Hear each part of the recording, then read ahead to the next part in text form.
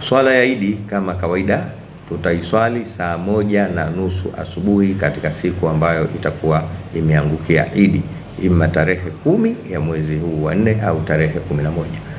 Cha kukumbuka ni saa 1:30 asubuhi. Bismillahirrahmanirrahim. Alhamdulillahi rabbil alamin wa sallallahu wa sallama ala ashrafil mursalin Sayyidina Muhammadin wa ala alihi wa sahbihi ajma'in, amma ba'd. Assalamu alaikum wa rahmatullahi wa barakatuh. Ndugu Waislamu na Watanzania wote kwa ujumla, mimi ni Sheikh Walid Al-Hadi Umar Kawambwa, Sheikh wa mkoa wa Dar es Salaam. Niko hapa nimewaita ndugu zangu waandishi wa habari kwa niaba ya Baraza Kuu la Waislamu Tanzania linaloongozwa na mzee wetu Sheikh Abubakar bin Zubair bin Ali Mbwana, ili tupate kuwatangazia umma kupitia nyinyi ndugu zetu wanahabari kwamba mwaka huu 2024 sawa na 1445, kama mnavyojua tupo katika mwezi wa Ramadhani na tunakwenda mwishoni. Kwa hiyo tunatarajia kuswali Idi tarehe 10 au 11 kwa mujibu wa muandamo wa mwezi. Kwa hiyo tunatoa taarifa mwaka huu inshallah kwa siku yote katika hizi mbili ambapo itakuwa imeangukia Idi, tutaswali Idi kitaifa mkoani Dar es Salaam. Asubuhi tutaswali katika msikiti wa Mfalme wa Sita hapa makao makuu Kinondoni kama kawaida, na tutakuwa na viongozi wengi wa kiserikali, wa vyama na taasisi mbalimbali, wakiwemo mashehe wa wilaya na mashehe wa kata, lakini na waumini mbalimbali.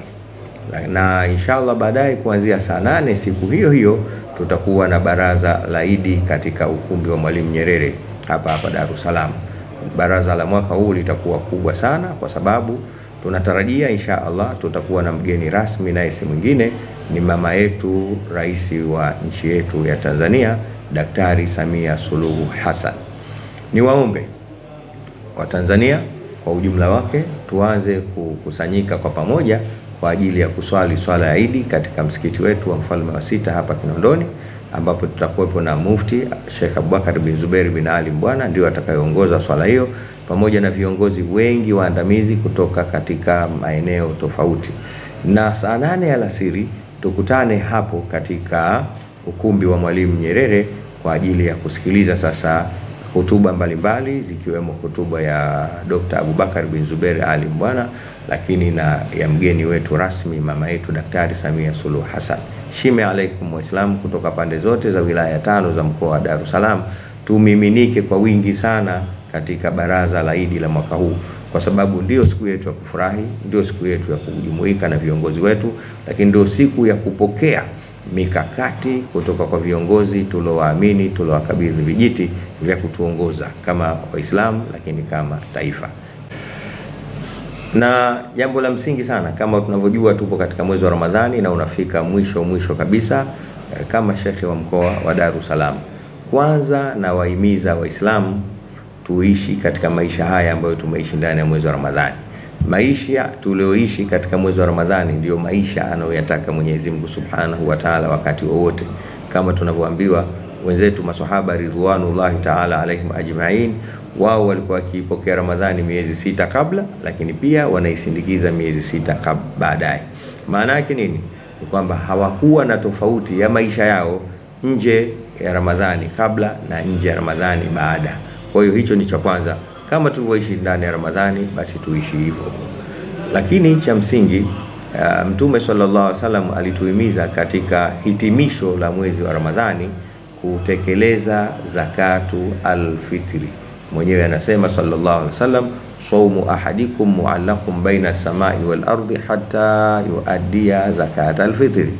Saumu ya yoyote aliyofunga miongoni mwenu basi itakuwa ni yenye kuning'inizwa kati ya mbingu na ardhi, maana yake haitopokelewa ila baada ya kutekelezwa zaka ya fitri.